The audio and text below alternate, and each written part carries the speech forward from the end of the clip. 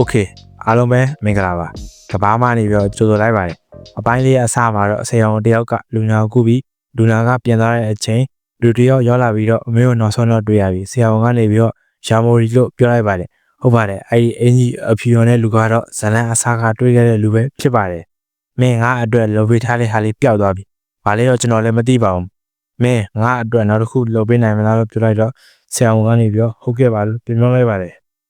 ်အဖိုးကြီးကနေပြောခန္ဓာကြီးကိုကော်ပီဖြော်နေတင်ပေးနေပါတယ်ခန္ဓာကြီးကနောက်ကြည့်လိုက်တော့ဆရာပြောတဲ့ဟာနဲ့မတူဘူးအဖိုးကြီးကနေပြောကော်ဖီကိုဘယ်လိုဖြော်အောင်မလဲဆိုပြီးတော့ဆရာကြီးလုပ်နေပါတယ်တကယ်လည်းဆရာကြီးကိုအဖိုးကြီးကနေပြောငါတို့ထိုခါချန်ကိုကူညီအောင်ဆိုပြီးတော့ပြောလိုက်ပါတယ်ခန္ဓာကြီးအောက်ဆင်းသွားတော့သူငယ်ချင်းဒီဒေတာကနေပြီးတော့နှုတ်ဆက်လိုက်ပါတယ်ခန္ဓာကြီးကနေပြေ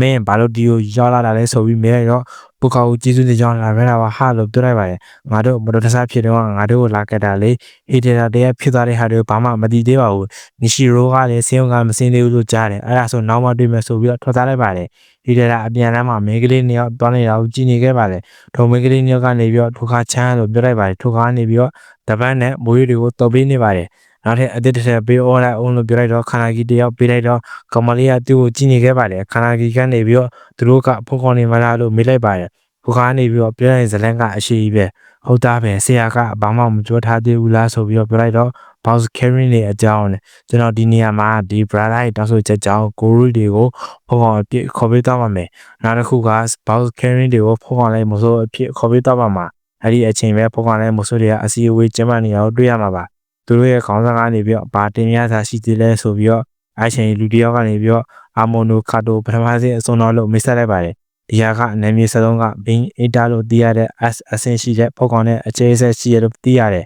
ဘင်းအီတာဆိုတာကျတော့ယာမိုရီကိုပြောချင်တာပါအင်ကြီးအဖြူနဲ့ဒီကိုပြောချင်တာပါအဲ့ဒီအချိန်လူတယောက်ကနေပြီးတော့ဒီလိုအရေးမပါတဲ့အစည်းအဝေးမြန်ပြီးမဲ့ဆိုရင်တော့ငါအချိန်တွေအကျိုးရှိရှိအသုံးချလို့ရမှာဆိုပြီးပြောလိုက်တော့ခေါင်းဆောင်ကနေပြီးတော့မာတိုနဲ့အာမွန်တို့နာမည်20ကိုစောင့်ကြည့်ထားဆိုပြီးပြောလိုက်ပါတယ်အလဲဝိန်းနဲ့ဘာလာရှောက်အော်ပြီးမှအစည်းအဝေးပြီးဆိုပြီးပြောလိုက်ပါတယ်မာတိုနဲ့အာမွန်တို့လက်လျှောက်ပြီးစကားတွေပြောနေခဲ့ပါတယ်မာတိုကနေပြီးတော့ဘင်းအီတာငါလာပြီးဆိုပြီးပြောလိုက်ပါတယ်ခန္ဓာကြီးဘက်မှာတော့အဖိုးကြီးကနေပြီးတော့လူတွေလို့စားမစားနေတင်ပေးနေပါတယ်အဖိုးကြီးကနေပြီးတော့ခန္ဓာကြီးကိုသွေးနဲ့လှုပ်ထားတဲ့ကြားကလေးတွေပေးလိုက်ပါတယ်အဖိုးကြီးကတော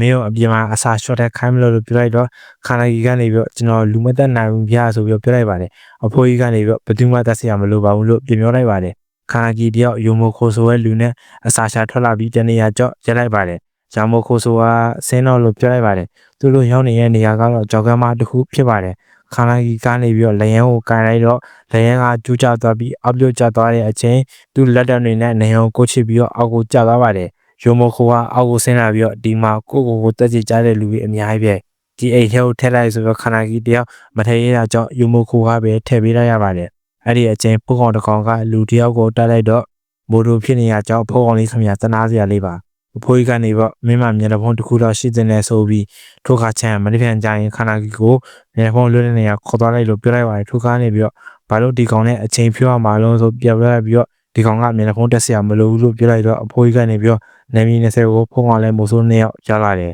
ငါသူ့အတွက်မျက်နှာဖုံးတစ်ခုတော့ရှိစေချင်တယ်လို့ပြောလိုက်ပါတယ်ခန္ဓာကြီးတယောက်အပြင်မှာစောင့်နေလို့ထိုခါရလာပြီးတော့သူတို့မျက်နှာဖုံးထိုးတဲ့ဆိုင်ကိုတွားနေခဲ့ပါတယ်မျက်နှာဖုံးထိုးတဲ့ဆိုင်ကိုဝင်သွားတော့လူတယောက်ကနေပြီးတော့ဂျူတာဆန်းလို့မိတ်ဆက်လိုက်ပါတယ်ခန္ဓာကြီးကိုမျက်နှာဖုံးလို့ဖို့အစပြီးတိုင်းနေတာပါခန္ဓာကြီးကို2ယောက်မျက်နှာဖုံးဆိုင်ကနေပြီးပြန်လာခဲ့ပါတယ်အဲ့ဒီအချိန်ဖောက်ကောင်နဲ့မိုးစိုးတွေကဖောက်ကောင်ကိုစင်မေးနေပါတယ်ဒါနဲ့ပတ်သက်ပြီးတီတာလို့ပြောပြီးမတီဘူးလို့ပြောလိုက်တော့တက်ပြစ်လိုက်ပါတယ်နောက်ထပ်တစ်ကောင်လည်းမေးတော့မတီဘူးလို့ပြောလိုက်တော့ထပ်တက်လိုက်ပါတယ်အဲ့ဒီအချိန်ခန္ဓာကြီးတယောက်အင်းမြတာတဲ့အဆင်ပြေနေတော့တွေ့ရမှာပါအဲ့ဒီအချိန်လူတယောက်ကခန္ဓာကြီးလို့ဆိုင်လေးကိုလာနေခဲ့ပါတယ်အဲ့ဒီအချိန်ပဲအဲ့ဒီလူရောက်လာပြီးတော့အားလုံးပဲမင်္ဂလာပါလို့နှုတ်ဆက်လိုက်ပါတယ်ဒီအပိုင်းလေးကတော့ဒီတော့ပါပဲအားလုံးပဲ peace